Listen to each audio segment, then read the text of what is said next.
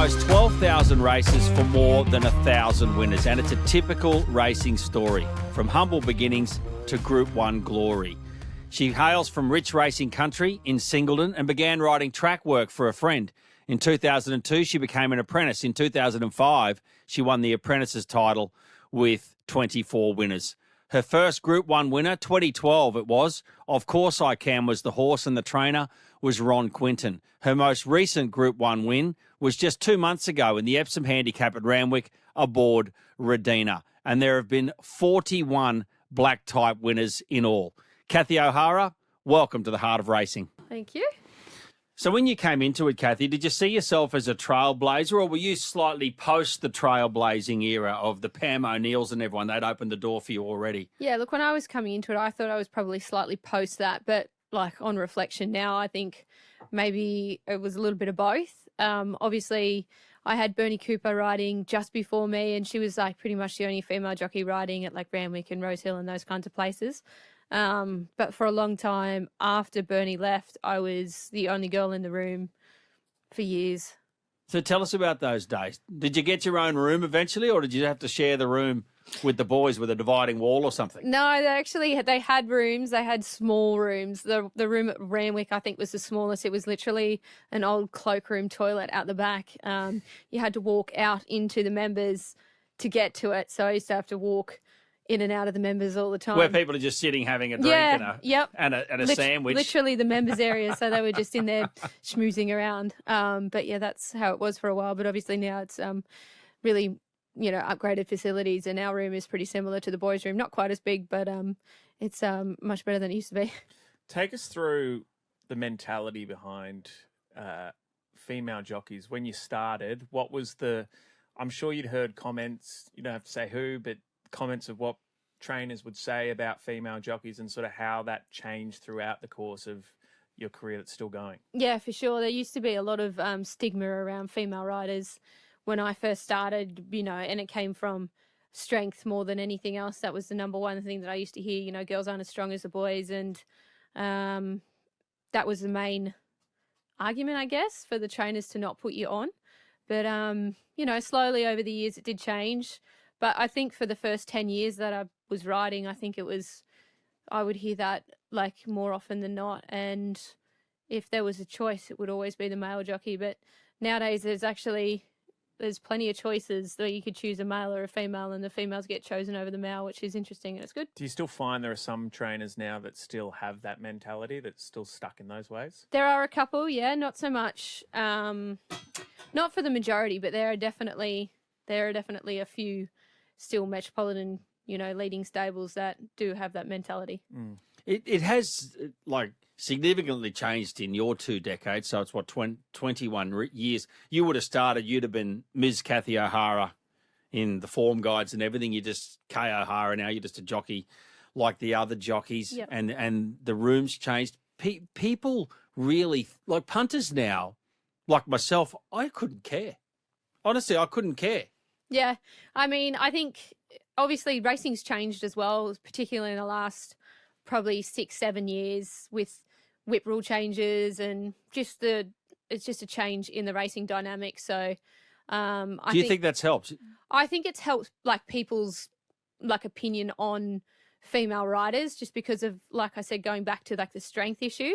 They think back in the day that you used to have to lift one across the line and it was all about the whip and how you rode them out and all of that. And now it's more, tactically based, and there's a limited amount of times you can actually hit a horse, and it's just different ways to be able to get the most out of your horse. And I think people are coming around to the idea that, sometimes girls are actually better suited on some horses than a male. Take us back to where it all started, though. Like, you mentioned Breenie going through and just writing track work for a friend, or wherever it started. How did you get to racing?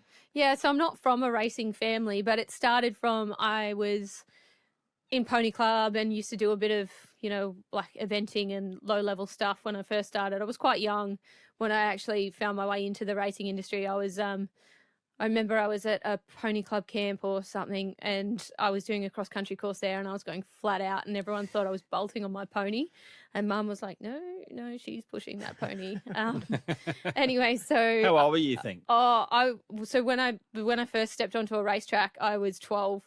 Wow. And I know, I look back now, and I think Danny Williams gave me... So it was in the school holidays. I was in year 6, and it was a Christmas holiday, so I had 6 weeks off or whatever it is when you got those Christmas holidays, and I wanted to do some work experience at Danny Williams' property at Linton there in Goulburn. And because it was privately owned, I could do that. And like the rules were different back then as well. I think people were a lot more laid back about who did what and where. But I started riding in those school holidays, and I just thought it was the best thing ever. I remember I got on my first gallop, and I was in a line of 3 with Danny. He was riding one, I was in the middle, and his main girl at the time that used to do his track work was on the other side of me. And he has like at Linton there's a grass track with a small circle and then an 800-metre straight uphill gallop. And I got to the bottom of the hill, and they were like, you ready? You're right. And I was like, yeah. And he just gave mine a smack across the bum, and we all just galloped flat out across up the hill. I don't think I took one breath the whole time. And I was just like, that's the best thing I have ever done. I'm allowed to go as fast as I want here. This is great, because I've always been told to slow down. So, and then my mum was great after that. She used to take me in every day, 6 days a week before school to track work, and I do track work for a couple of hours. Right through high school you did that? Yep. Track work before school? Yep. Wow. Yeah, and then when I was old enough to start an apprenticeship, we actually moved out to Dubbo because there was a school across the road from the racecourse, and we started our apprenticeship, both my sister and I, and we used to do our stable stuff in the morning and then go across and do the school stuff all day. And then your parents moved there for that reason, to help you out? Yeah, pretty much, yeah. So to you found a place where there was a school and a racetrack side by side? Yep. That's unbelievable commitment. You got to remember also Kathy's sister Tracy. Yep. She's now clerk of the course. Yep. Heavily involved in racing after her riding career as well. The pony racing as well, that she's heavily involved in there. They're trying to get that off the floor it's pretty much the transition that we had, but it just makes it easier. So those kids can learn about the racing industry and just get young participants into it without just having to bumble your way in it like we did, luckily. Yeah. So pretty much what happened is throughout your schooling career, you actually did the full course of New South Wales racing. Till then, you went from down to Goulburn all the way up to Dubbo. So you were probably well suited for your apprenticeship, having spent time in the country already. Absolutely. And I think it was the best grounding for me to start.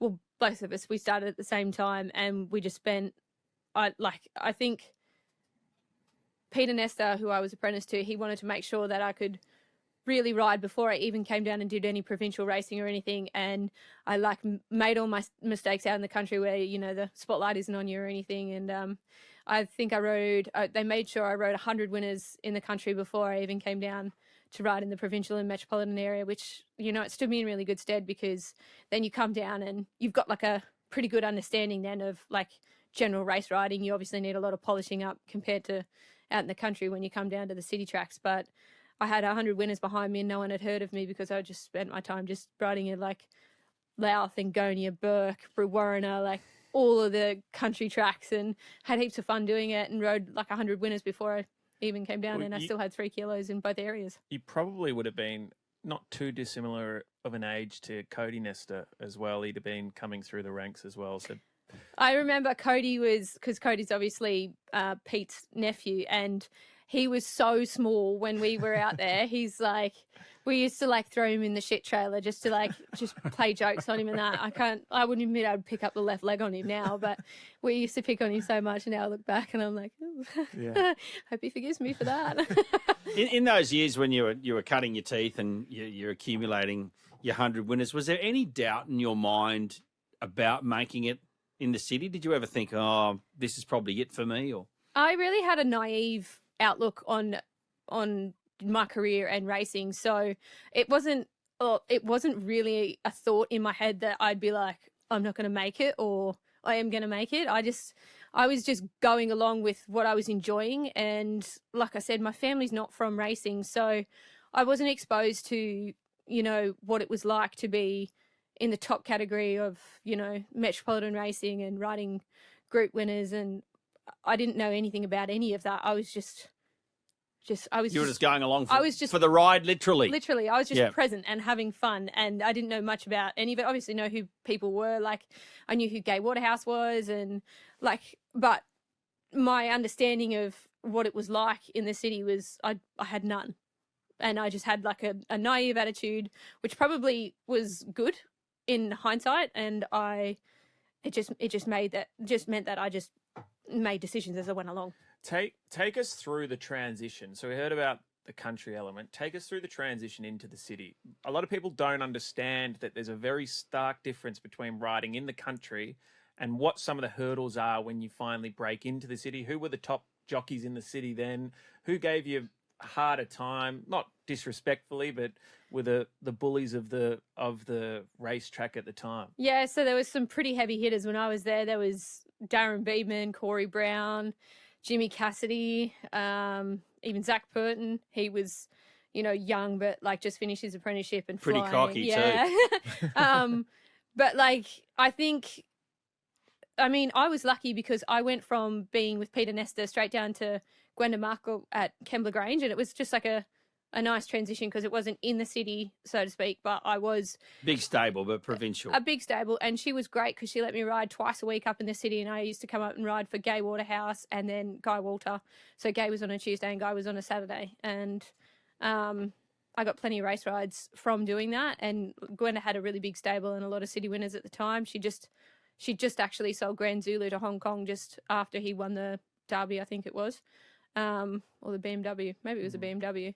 Anyway, she had a lot of city winners. So when I moved, I just started off well. Like I said, I had a 3 kilo claim in both provincials and metropolitan areas, and I came down just after the autumn carnival. So things were quiet, and a lot of the boys were up in the Brisbane carnival. And yeah, I rode a lot. Those 24 winners that I rode to win that title was in that 3 month period when I first moved down. And so obviously Gay and Guy were great to you to give you all those rides.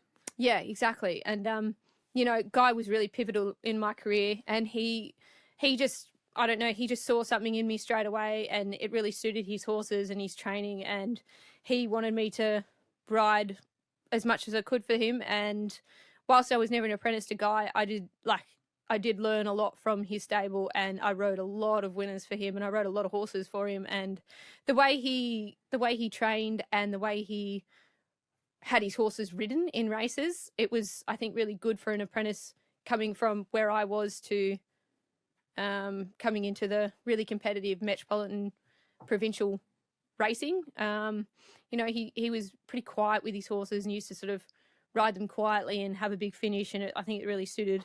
Different to Gay. Very different to Gay, but it was good because it was dynamic for me. It meant that I learned both sides. I wasn't just an apprentice out there and just using the claim, just rolling along in front, because then you go to Guy and you've ridden quietly and you've got to ride tactically, and I think it really helped. It made me learn a lot quickly. And just take us through some of the differences in, and you still do it now. Like Kathy still travels a lot for rides, as is. You'll see her at Nowra, you'll see her Goulburn at times, and take us through what the difference is in race between riding in the country and the city. Like, what are some of the subtle differences?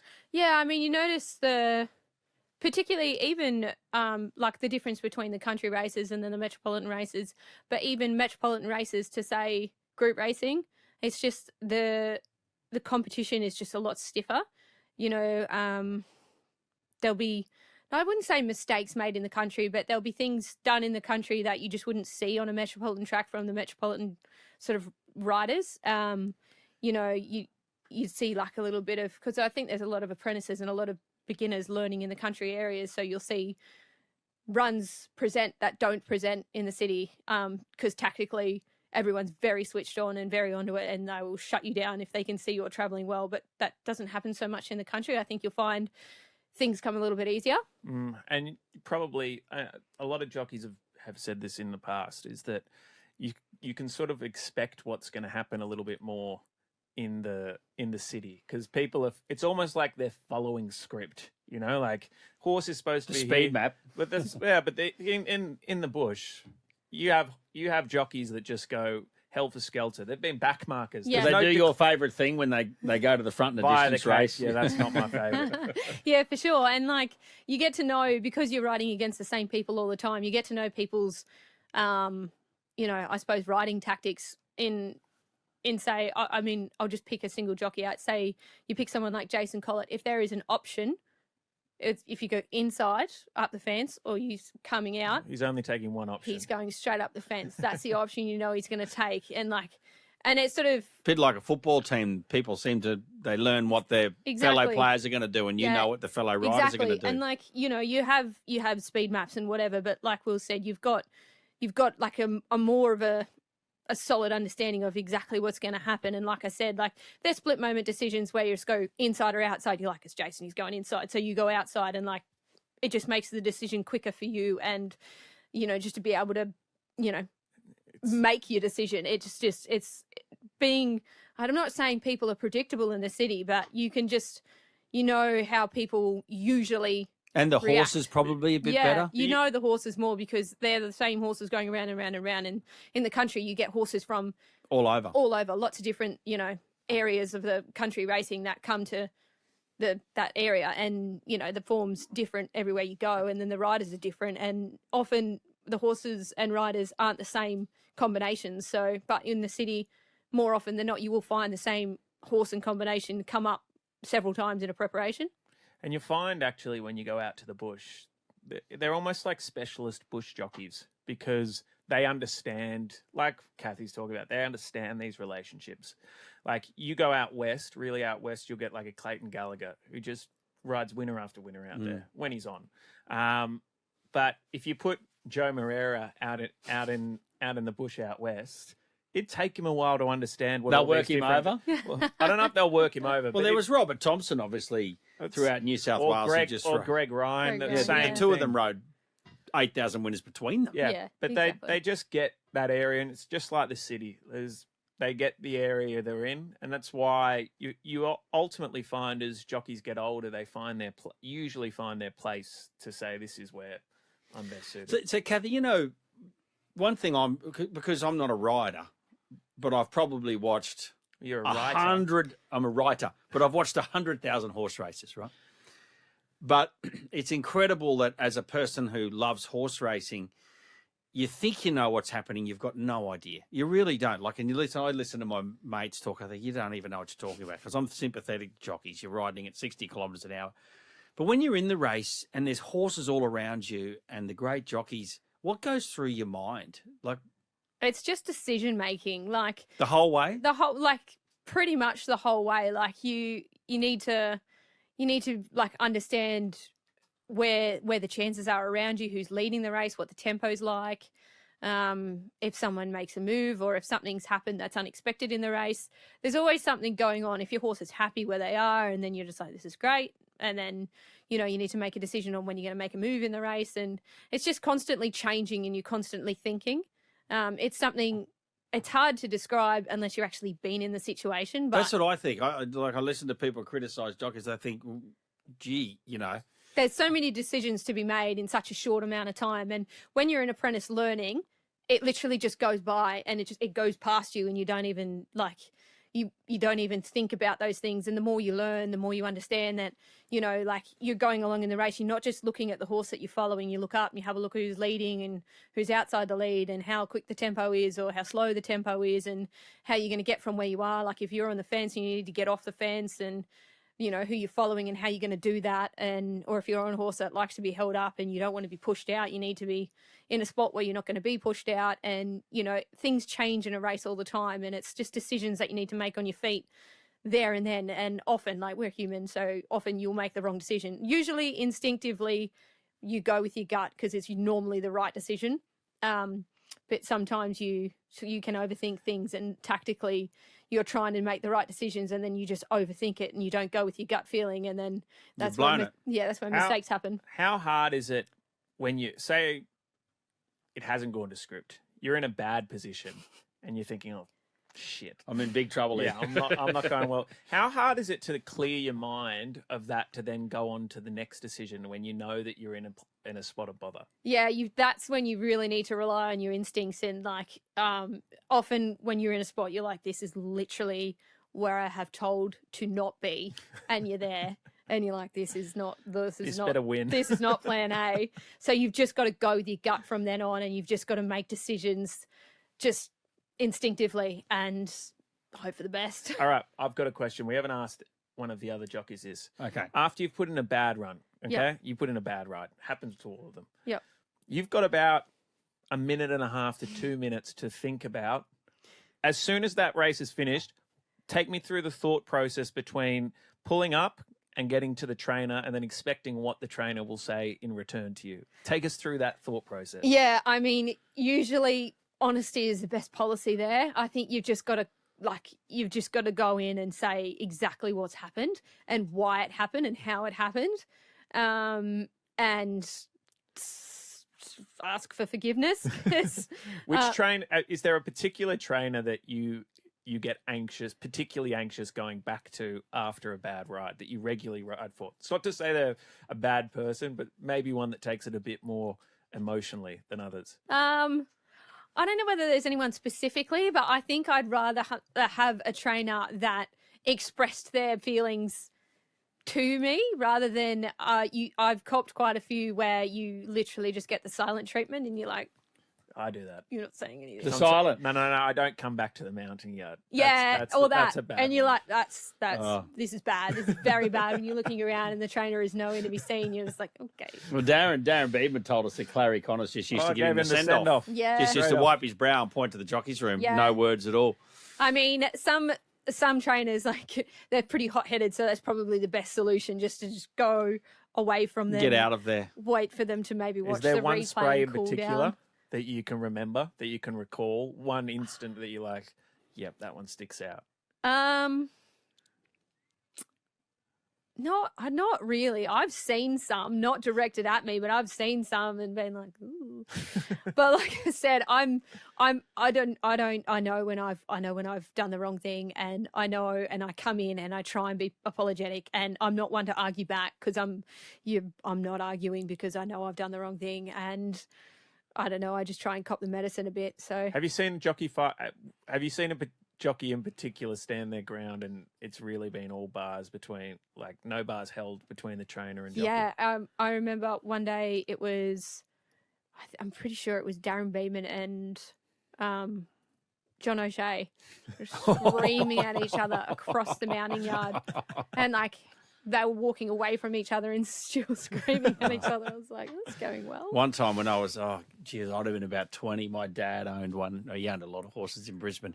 He had this blazing row with Mick Pelling in the jockeys enclosure in Brisbane, and I was like the referee for it. And you know, when you're 20, who are you going to support? Your dad? Your dad. I was on Mick Pelling's side. Oh, You know what I mean? Like, Yeah. I was just going, this is really bad. Well, my favourite thing about being, a part owner in racehorses, Kathy, I absolutely love the jockey feedback. yeah. I just think it's fantastic to hear from And them. hasn't that changed? It's like Yeah. there was no Yeah. like outside of going to the races, there was these guys are professional media personalities. Yeah, and you as get well. the videos now if you can't And make it's- it to the track. And it's just something you've got to learn now. Like, obviously, when I was an apprentice, that was not around. And I know I had a guy sat me down and said to me, you've got to talk through the race, because he used to come back in and he was like, how was that? And I was like, good.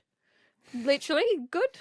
And that was you got to it. start from the jump, where you settled, Yeah, what so happened, this he's horse like, moved, I you- went to the outside. You've got to talk us through what's happened in the race and what kind of feeling the horse gave you, and Yeah.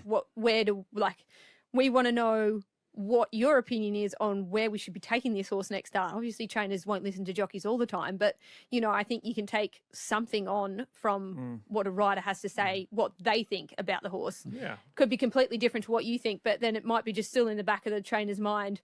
Well, actually, the jockey said this.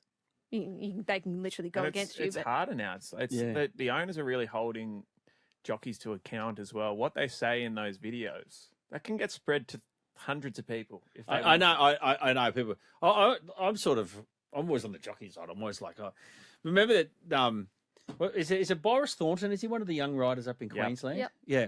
So he rode one for us. It was New Year's Day, I'd say 2 years ago, New Year's Day. And we had this horse. I called it Jungle Land. I always wanted to call horses after Bruce Springsteen songs, right? So I said, this is the one. This was going to be a tough old gelding. Jungle Land's the song. And he was dreadful. Right? We owned his half sister that Will and his dad successfully trained for us, a horse called Seduction Queen that won quite a few races. Anyway, I bought this half brother, and Chris Muntz steps it up to a 1,600 metre maiden on New Year's Day at Caloundra. So you know how your horse is going when it's in that race. And it's run 7th of 8. And I'm there with my wife and the chairman of the turf club, Peter Boyce, who I've known since I was born. He was a friend of my dad's. And the three of us are standing there, and Boris Thornton comes over and goes, the horse gave absolutely nothing. He didn't even feel good when I rode him round to the gates. Jesus. If I were you, I'd turn him over as quick as you could, and I'd invest my money elsewhere. Thanks for the ride. Clearly didn't want to ride it again. I was like, oh, my God. I mean, that was the most brutal takedown ever. I think sometimes owners really want that feedback, but unless they're actually asking for it, it's hard to actually sort of give that feedback. You've got to pick and choose. Yeah, and some people are like, no, just tell me straight. Am I wasting my time? Yeah. Yes. It's actually, I'd say the most fortunate thing about the way racing has unfolded is that there is about a 10-second window for a trainer to speak directly to the jockey before they either do the video or they walk over to the owners. Like, say nothing. Like, either to say, Yes. these guys want it brutally honest, Yes. or just, you know, give them a nice cuddle be up. polite. So it's looking for further. Yeah, we'll address it later. Find something for them, or just you're right. something. Yeah, I've been asked that before. You'd be like, don't sugarcoat this, or the opposite, sugarcoat this. Yeah. Just make it. See, I'll deliver the blow at a later date. Let them settle down. Give them something. There'll be a bit of swelling near the suspensory by about Thursday, and we'll take care of it there. Hey, Kathy, I want to move on to life away from the track, but when we do move to a life away from the track with you, you're still heavily involved in horses. You're a show jump rider. Yep. Do you breed some as well? You're married to Charlie Duckworth, who's become a famous figure in New South Wales racing. You got a property. You look after Nature Strip. Yep. There's stacks of things going on in your life. Yeah, I obviously my love for racing came from my love for horses. So before I was, like I said, I touched on, I was doing a bit of eventing and jumping and whatnot before I actually started my apprenticeship, and then obviously I've got a little bit more time on my hands now because I'm not so tied down, obviously, you know, being an apprentice or whatever. But when I was, and the horses that I had before I was an apprentice, I didn't know what to do with them. So then I actually just bred a few horses out of them. And one of the ones that I bred is one of the ones that I've got now that I show jump. So it's nice to have, you know, kept something going from back before I started racing, and it's just something that I really enjoy. People like don't really understand why I want to go and do horses outside of my racing, because they're like, you literally deal with horses every single day, why do you want to go and do more? But it's, I don't know, it's really different. It's a different dynamic. It's a release for me, and I just really enjoy it. I'd much prefer to do that than, I don't know, Go home and watch Netflix. Shop or eat or whatever. I don't know, whatever it is that normal people want to do, but it's what I enjoy, and it's what makes me happy, and it's what makes me tick. So it's what keeps me sane, I think. You know, what's the property like? Tell us what's there. So we just got a place out at Londonderry. It's 4 acres, and when we first bought it, there wasn't much on it. It was an old trotting trainer had it, and with a little circle dirt track or something. Yeah, it was quite run down. I can imagine. We, you know, slowly over the last 4 years, we've had it for about 4 years, we just made improvements to it and done certain things, and Charlie's literally just put in the most ridiculous, enormous man cave that anyone has ever seen, which he's pretty happy about. But he works from home now twice a week, which is great. And he's got a home office, which was the whole reason behind his man cave construction. So he's got his home What's office. What's in the man cave? What, TVs, sky racing? Yeah, there's fridge, dartboard. Yep. Pool table. Yep. Oh, you're joking. No, I'm not. It's the That's literally it. He just And needs, then he needs a lazy boy or something that he's got full kegerator system underneath with like bar taps and everything, and then there's Oh, like my God. yeah, there's a little sort of, I don't know whether you would call it an ensuite, but I don't know. It's like a toilet and a shower. And then upstairs is where he's got his office, where he's got his desk, and So he's loving it. yeah. It's only like fairly recently. It's probably 98% complete, but yeah, that's that's great. It got a good run on Epsom night, so that was good. Yeah, and you keep Nature Strip there, yourself and Charlie, and you call him Big Red. Yep. How's he going? Yeah, he's great. He's actually taken to like life after racing like a champ. He's just, I think I haven't, had that many off the track thoroughbreds, but of the ones that I have seen and dealt with through friends, I think he's just, you can see why he was as good as he was.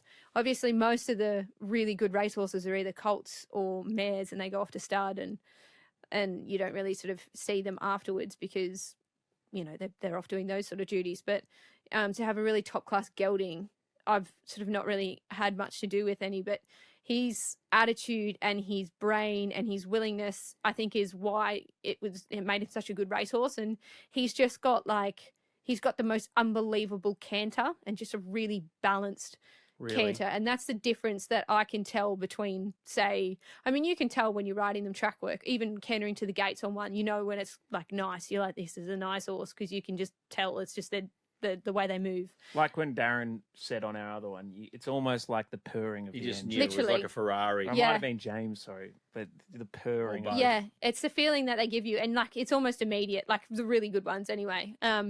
You can. It's just it's the balance and the cadence in their canter, and he's the same. I never got to ride him, obviously, race day or track work or anything like that, but just to sit on him at home and feel the way he goes about just carrying himself. He's a smart horse, and he's a balanced horse, and that's probably why he was so good. Should we do some rapid fires? Yeah, for sure. You I'll ready start for this? with one, then you Sure. go after. You've got to give really quick answers in this rapid fire. Okay. Not necessarily the best horse you've ever ridden, but your favourite horse that you've ridden. Single gaze. Now the best horse you've ridden. Well, probably more Joyous. Yeah, for sure. That's and not certain. a bad one. Tell us the biggest thrill. My first Group 1. Of course I can. Yes. What was that like? It was a thrill, and it was also a relief. It was something that I really wanted to do. It was something that, like I said, I touched on how naive I was, and I was just going along with it. Obviously, I'd seen Group 1 racing, and I just wanted to get to that height, and it wasn't something that I actually expected to achieve, but it was something that I wanted to achieve. And when I did, I was like, yes, finally. I don't want to get you in trouble. Biggest male rival. Male rival. Jockey rival on the track. I'd go rival and inspiration, because they're very close. Hugh Bowman. Biggest female rival. Jamie Carr. Yeah, she's doing pretty well. Yeah. And then, all right, you can finish it off, but I'll ask one more. Now I'm having a brain fade. I'll ask you this one. All right, I'll finish it off. The feeling you had when Michelle Payne rode the Melbourne Cup winner and got off and said to all you males who wanted me off this horse, you can all get stuffed. Yeah, I was good on her. Good on her. In the time, I was just like, you do you, you go you. I was obviously delighted for her that she'd won a Melbourne Cup, and I didn't know any of the backstory that went with that, obviously, until much later on down the track, but I understand where that was coming from. Totally. And then how many more years do we get to enjoy Kathy O'Hara as a rider? Don't know. Undisclosed. Undisclosed, yeah. Maybe at the Olympics as a show jumper in Brisbane 2032. Well, maybe. I need to find a very good horse, maybe. You could breed your own. Well, Kathy O'Hara, it's been an absolute pleasure to have you on the Heart of Racing. You deserve every success you get in the game, and it's been a pleasure to watch you over the years, and I've never bagged you once. Have you? Undisclosed. Thanks. Thank you.